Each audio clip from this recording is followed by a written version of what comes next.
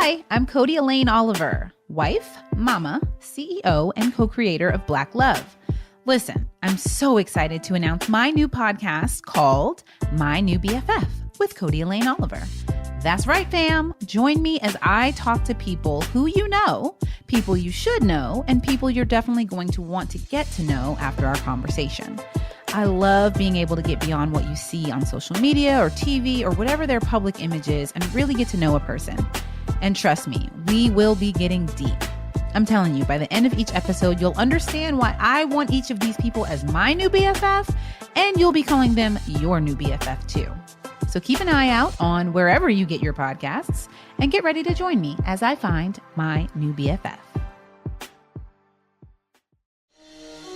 Hi, I'm Codie Elaine Oliver. I created the popular Black Love docu-series with my husband after seeing the lack of Black people in media and entertainment in happy, loving relationships. We were actually being told there was a Black marriage crisis. So I asked Black people who were married what it takes to make their marriage work. And after more than 200 interviews, I've heard it all. So buckle up and enjoy getting the full story directly from the couples themselves. This is Black Love, The Interviews.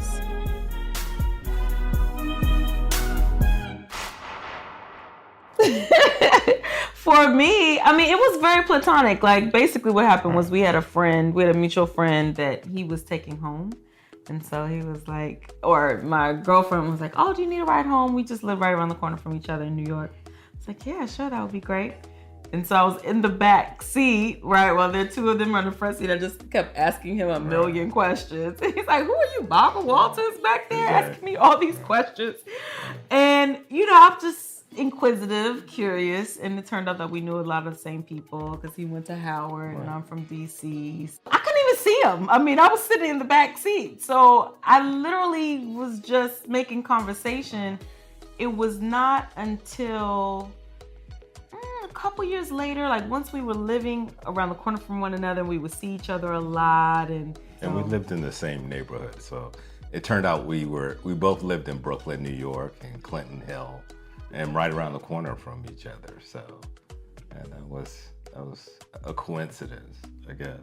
Well, actually with that, I just want to modify that a little bit because when we first met, I was living across town. And then maybe about a year later, I moved. Oh, okay. And then when I moved, it just so happened that we were bumping into each other everywhere. At the grocery store, at the bank, on the subway, at church, in restaurants. And then I'm like, what? Do you live around here?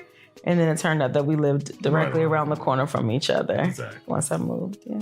There was one day we bumped into each other and I was leaving town for a few months to do a show. And I mentioned that I would really love to have our pastor's CDs while I'm gone. Right, so CDs at the time, you couldn't download anything. That was like 2005. Back in the day. Yeah, and I said, gosh, I really wish that one of my friends would send me his CDs. And all my girlfriends were like, no, I'm not waiting that long line. I'm not putting anything in the mail, you know. And he was like, I will. And literally every week for 2 months, like clockwork, I got this package in the mail. And so I was just so moved that when I came back, I said, please let me make you dinner, which I wasn't that great of a cook at the time. I kind of burned, but I was just so grateful. It was my heart. And that's how we really started getting to know one another and becoming closer and becoming friends. And then eventually people were like, you like each other. I know you like each other. But that took some time. It was totally platonic for years. I can truly say we were friends. I mean, I didn't have an agenda. I didn't like, okay, I'm going to get with her or what have you. We just kind of became friends. And I tell Edwina, that was the first time in my life that I didn't pursue.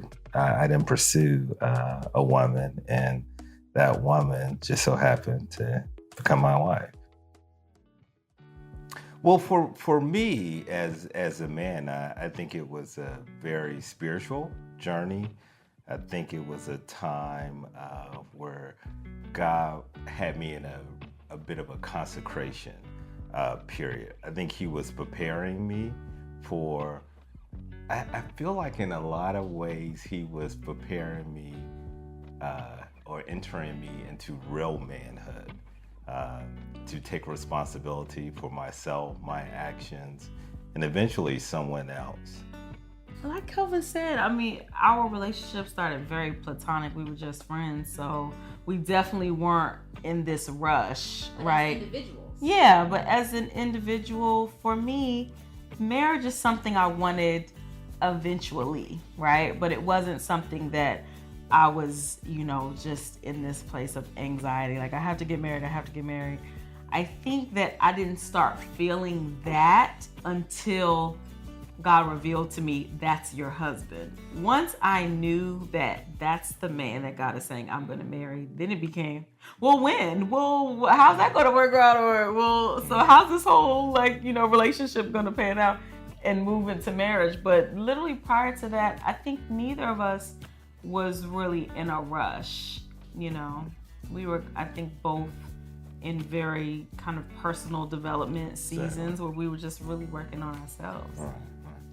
And I believe that the church we went to at the time, Christian Cultural Center, Dr. A.R. Bernard in Brooklyn, New York, we both got a lot of training on what it is to be single and what it is to be a whole Christian.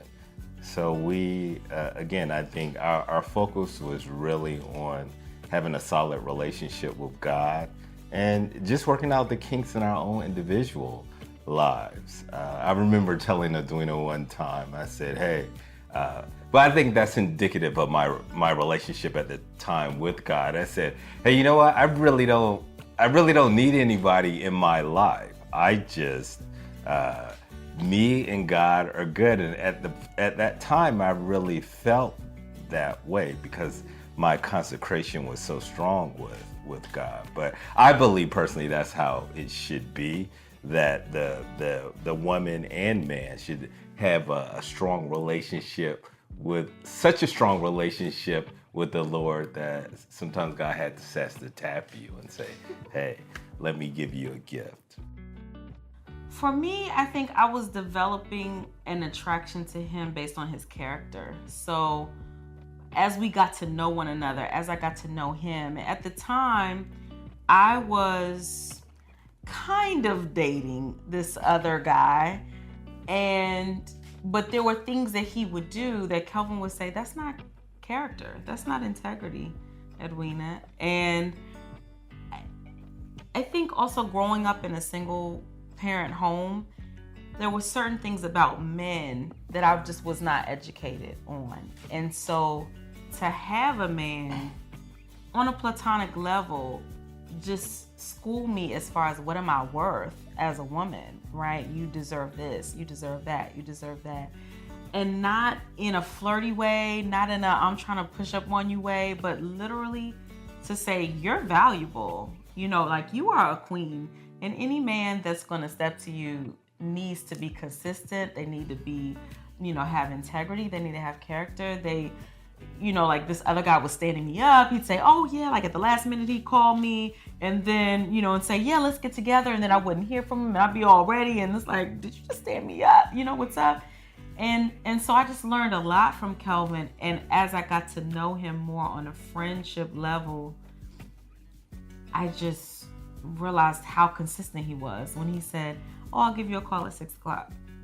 He called me at 6:00, or if he said, I'll pick you up, he picked me up. Or if he said, I'm going to send you, a package in the mail, I'd get that package week after week, so those were things that I learned to embrace. And then, and so there was this little thing that I didn't quite know what it was, that was attraction. But I think when it really exploded was when God was like, that's the person, that's him.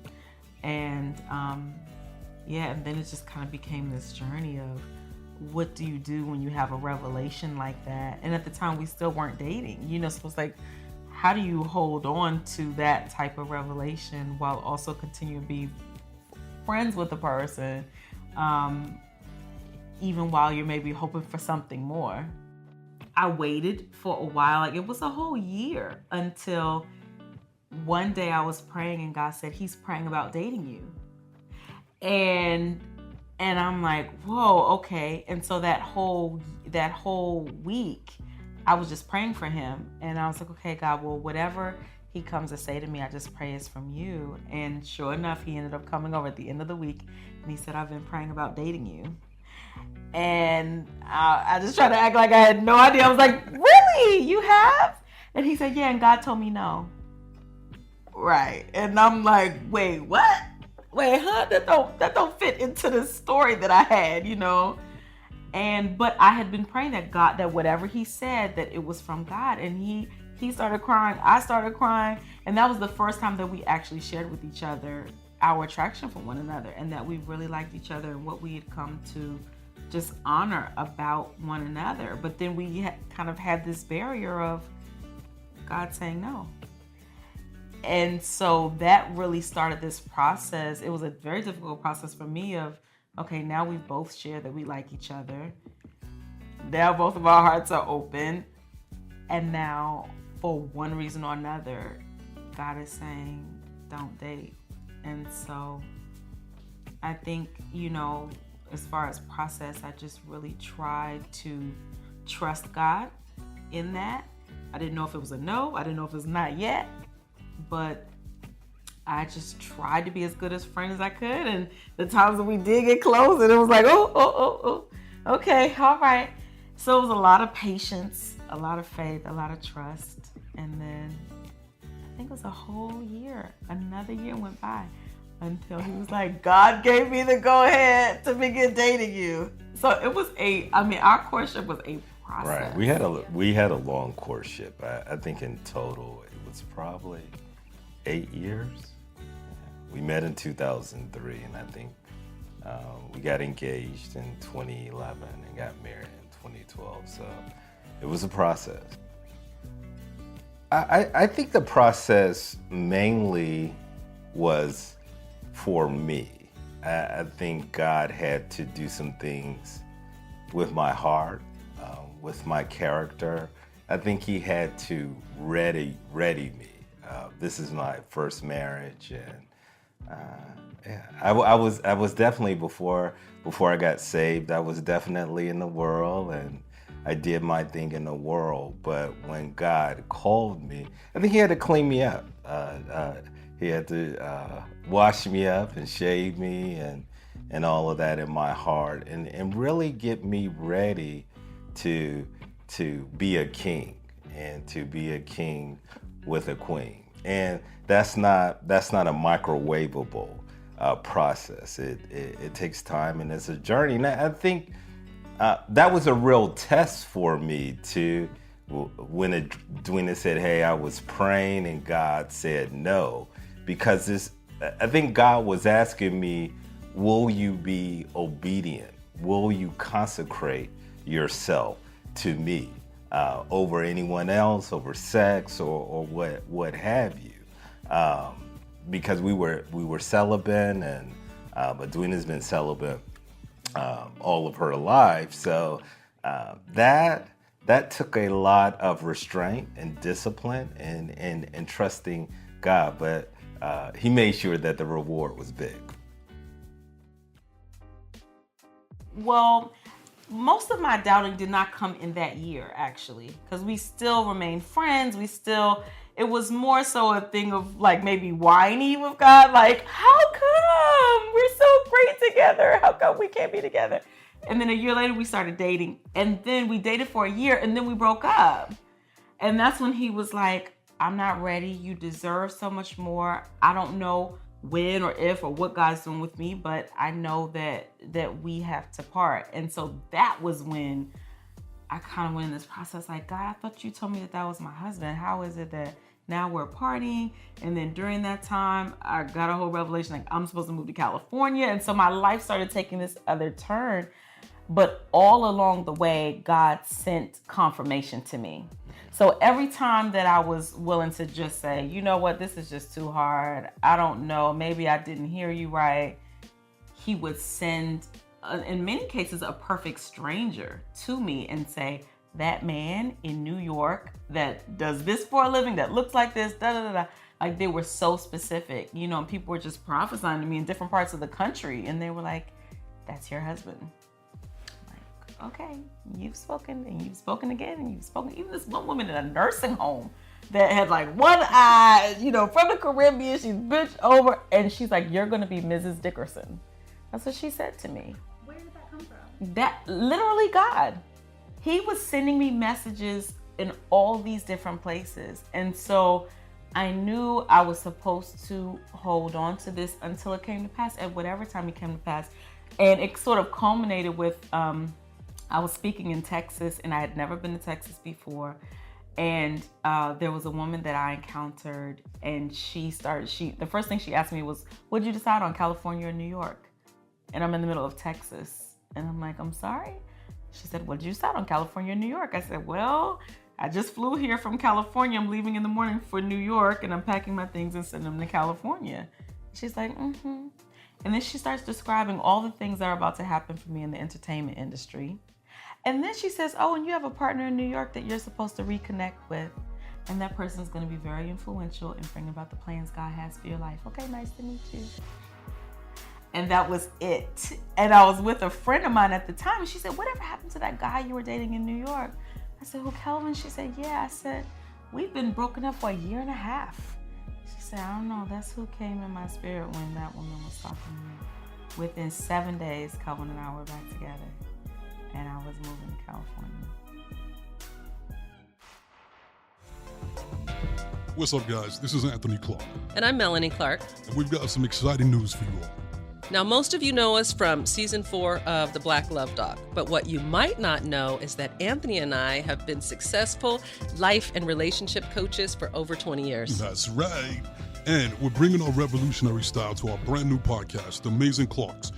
Every week, we're going to get down to the emotional, mental, and energetic causes underlying the lack of your success in your romantic life and in your personal life. And we'll be giving you tangible advice that will get you the wins that you deserve. Don't believe us?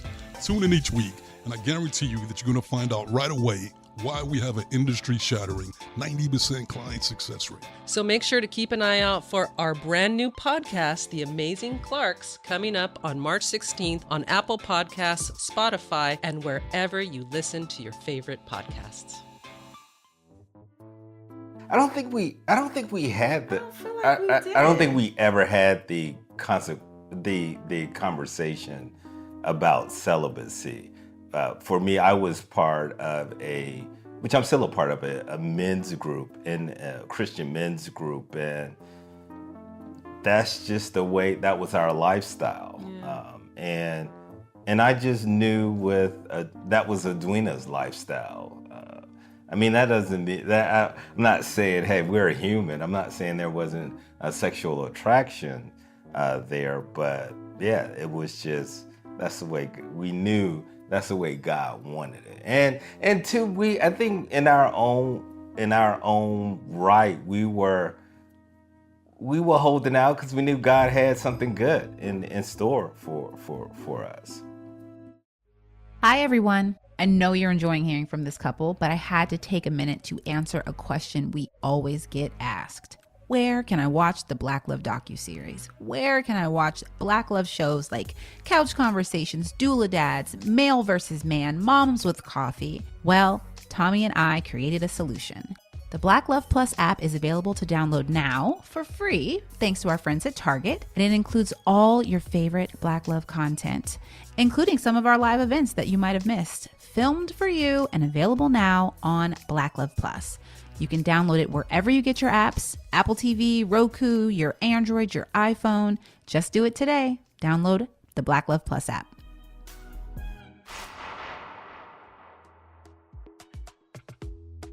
So we were together in New York. We broke up in New York. During that time, I was casting a show, or after that, I ended up being casting a show in California. Flew out here. I was out here for about 4 months working on the show. Then I went to Texas to speak. The woman gave me this whole prophecy. Went back to New York to pack my things. My last day on the East Coast, when I was about to leave and get on the plane, is when we ended up reconnecting in Washington, D.C. The day before I left, got back together that day. And then I ended up moving to California. Well, the reconciliation happened. Edwina she came back to New York from Los Angeles to pack up all her belongings, and her friends and what have you in New York gave her a farewell party, which someone was kind enough to invite me. Somebody. And I don't think we hadn't talked in a while. It had been months. And I remember everybody went around and hugs and kisses and said things. But I remember at the party feeling really kind of unsettled. Something was unsettled in my spirit. And it just so happened, Edwina and I both have family in Washington, D.C. So before Edwina was going to go to Los Angeles, the next day she was going to Washington, D.C. to say goodbye to her family. And I just happened to be going to Washington, D.C. What are the odds? And I told Edwina at her farewell party, I said, I'll probably be in DC and I may reach out to you because just to say goodbye.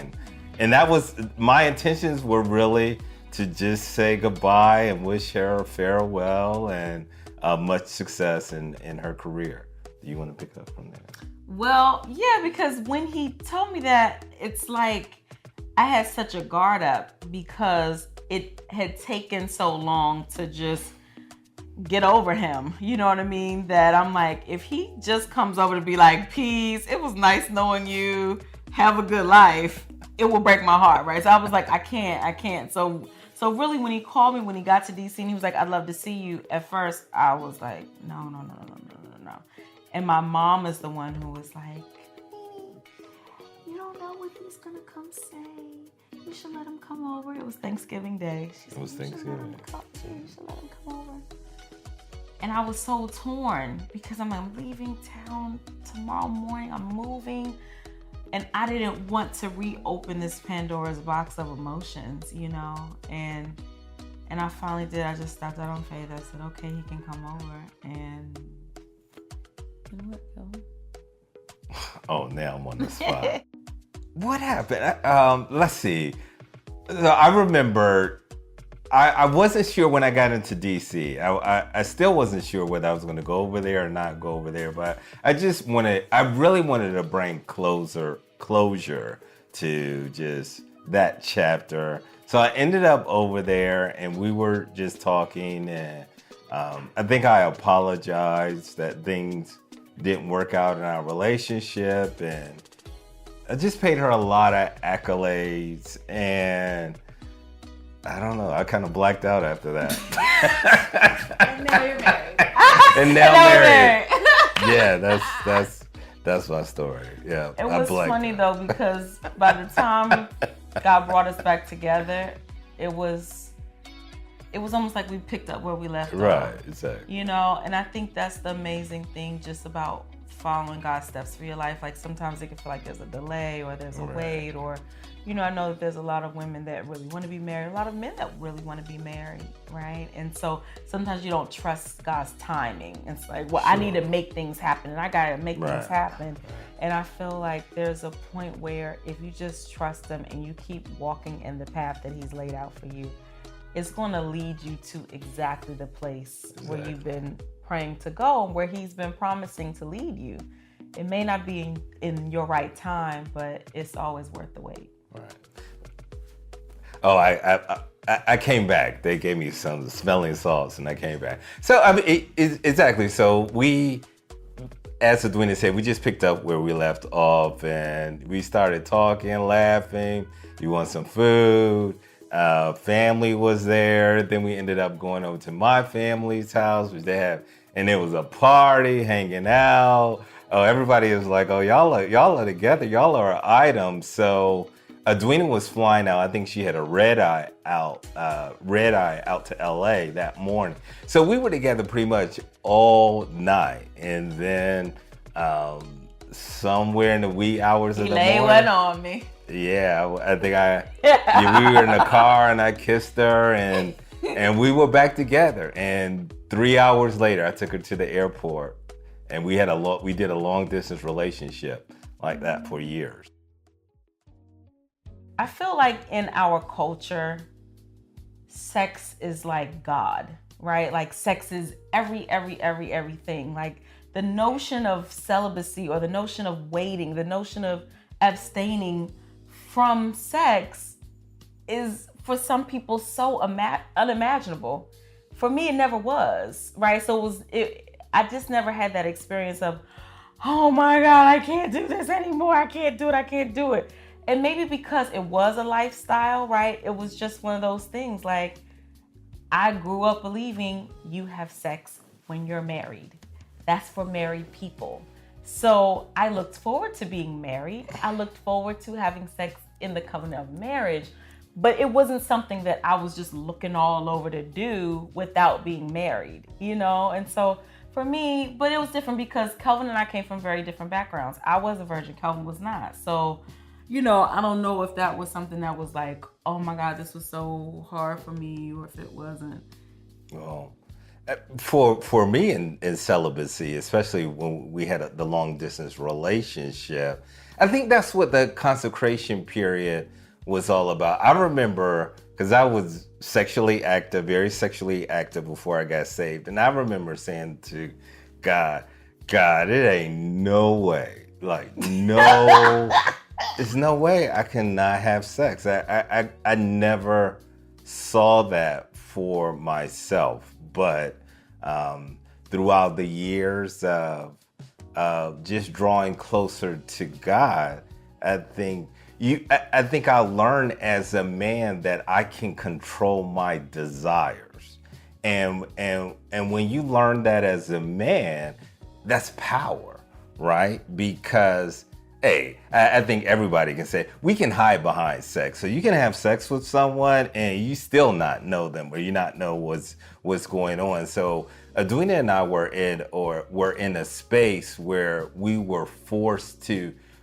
We got intimate, but without sex, right? So we had to talk about emotional things or some of those barriers where, that weren't there, right? We couldn't hide. And you know, having sex before and going through a period of celibacy, I think celibacy is much better because now that I'm married, it makes the relationship stronger.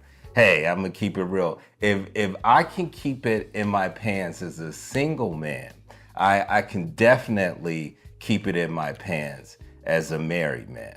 Yeah, so, that may get cut out, right? That may be cut. I know, right? That's the trailer. What? That's the trailer right there. Thank you. We've heard enough for you. Thank you. That's a wrap. That's the truth. But it's true too, because I know women who are sneaking around and looking at the men's phones and oh my gosh, and who is he texting or who is he DMing and all these other things, right? Or you know, we travel a lot. We're out of town, you know, apart from one another a lot. But I've never, ever been like, I wonder what Kelvin's doing. Because our relationship is to God first. So we answer to him first before, and then one another. So there's certain things that are not in our character to do, whether we're married or whether we're not married. So now being married, I think that level of trust, that level of unity, that level of loyalty, it's just really a beautiful thing because we know each other's character. We know it on a very deep level. I definitely credit the church I attended, again, Christian Cultural Center with Dr. A.R. Bernard, and being part of a men's Christian group, International Christian Brotherhood, ICB, and it's probably one of the largest Christian men's groups on the East Coast, based in Brooklyn, New York, but really men go through more or less a 3-year discipleship program where we learn pretty much Christ and manhood are synonymous. So we learn how to be a prophet, priest, and king. And hey, I didn't learn that growing up. I learned how to be a man from the streets or TV or what have you. But it wasn't until I came to CCC or into International Christian Brotherhood that I learned how to be a man in Christ. And it's a big difference. Well, I knew that when we got back together. I knew that was it, right? I knew, hey, if I got back together with her, I better come correct. Like, I'm not trying to get killed or stabbed but I also told Edwina too, and that's when we were friends. I knew that I told her the next woman I'm dating, I'm marrying. And I used to always tell her that if I date a woman, I'm marrying her.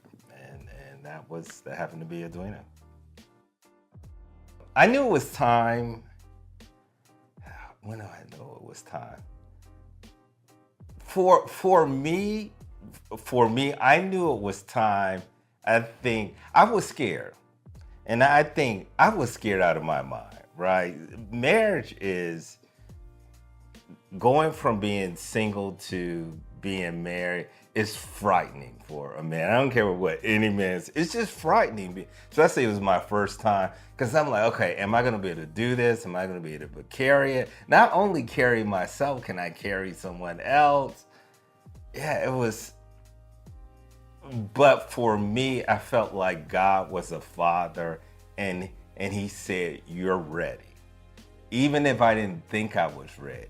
You can do this. You can do this. And I think that's one of the benefits of me being in a strong community of men.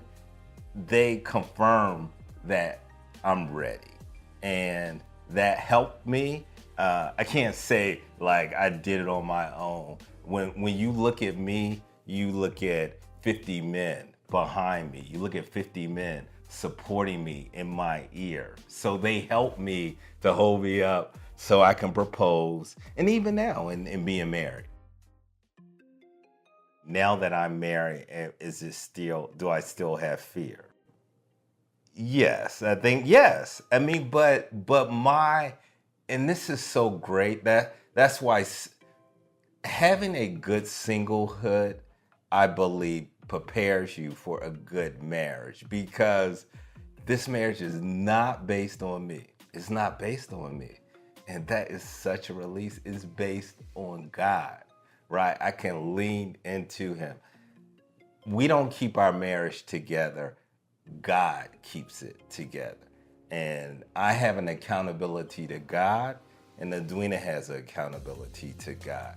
And that keeps us interlocked. So every day is something. I mean, every day is a journey. But I just feel like God helps me. It's a moment by moment thing. Helps me to maneuver through whatever the situation is and come out on top. I don't know how he does it, but he helps me to come out on top. So even though I'm afraid, God, I feel like God it's not just me and Edwina, is Edwina, God, and me. Like we're tight. It's the three of us, and together we can do this. No, I wouldn't say marriage is frightening to me. If anything, I think marriage is comforting. One of the things I appreciate about Kelvin is that he always wants to get things right? He wants to get it right. And I'm that way too, right? As far as wanting to get it right. But I always try to encourage him, like, you're a great husband. You're a wonderful husband. Like, if something goes wrong, he's like, is that okay? Or is that okay? And I appreciate it because I know that he really wants to make me happy, right? And I want to make him happy. And so, but for me, it's not a fear, for me, it's more so, okay, now we're 2 years and, some months, almost 3 years in. So we're still kind of in the newlywed stage, but also like we've learned so much in these last 3 years of being married, right? And so we're still growing, we're still evolving, we're still changing, we're still learning how to serve one another in different ways. I guess I just feel like that's all a part of the journey. I talk to and with a lot of women, a lot of single women, a lot of divorced women, a lot of married women who wish they were single or divorced. but definitely to the women who are not married, I always try to encourage them that God can dream a better dream for you than you can dream for yourself. That even while you feel an anxiety or frustration or fear that this may not, that you may not find your soulmate, and that fear or anxiety can sometimes turn into control, right? So therefore, I'm going to try to make it happen. I always try to encourage them to let go and let God when it comes to their spouse and who their spouse is going to be. I've definitely known a lot of women who've compromised themselves in order to get a relationship, in order to keep a relationship that was not meant for them. I've known so many women and encountered so many women who've been in relationships that were absolutely not right for them because they wanted companionship so much. And so I believe in what I try to impart all the time is that if you can be happy and whole as a single woman, then you're happy and whole as a person. So when you encounter your mate, then that person compliments you, but doesn't necessarily complete you, right? Because you're already complete, you're already whole. That's good. I think what I would say to men about marriage and getting ready for marriage is our pastor in New York says it, and it's so true. And he said that women want three things. They want consistency, maturity, and decisiveness. And he said men struggle with three things: consistency, maturity, and decisiveness. That's what we struggle with. And so I think it all boils down to character. Like, being married is about being a leader. And hey, I would say to men that our actions impact a family, it impacts a community, it impacts a country. So work on your character is real. Work on your character first. Do that, because as men, we have that much power, right? But if we get our character right, we can transform our families, our cities, our countries. We can transform the world. And I'll say this, Kelvin really helped transform me, by me seeing a model, right, of this consistent, godly man taught me, right? It taught me what I was worth, what my value was, that I shouldn't accept less. And that's one thing I would say to women too, that if you notice different aspects of his character, that he's lying or that he's cheating, these different things that I think we tend to be very nurturing, we're very long-suffering. We want to help fix a man or help to put them together. But then we also want them to lead us. And so I've known a lot of women who've been in marriages and have been discontent because, well, my husband's not a leader and I'm the one that's, I'm the one that's wearing the pants, or I'm the one that's trying to convince him to go to church, or convince him to be a great dad, or convince him to stay in the house as opposed to being out at the club or whatever, right? But I say that when you're dating, keep your eyes open, right? Like, be discerning when it comes to the person that you're dating, even if it's things that you don't want to see, right? Take note of that, because if their character is faulty and they're not working on it, it's a different thing. Like when you're not strong, like Kelvin was saying, I wasn't strong, but I was working on it, right? If a person's not working on it, then that is an indication that, okay, if you guys get married, don't enter into the marriage with this whole expectation that they're going to become a brand new person, right? Allow the process to take place. And that's one thing that Kelvin said to me when I was like, are we getting married or not getting married? Like, for real, what's Basically. up? You know, but he was like, look, either way you have to do the work. It's just about which side of the aisle you're going to do it on. Either you're going to do it before you get married or you're going to do it after. But we all have to do the work.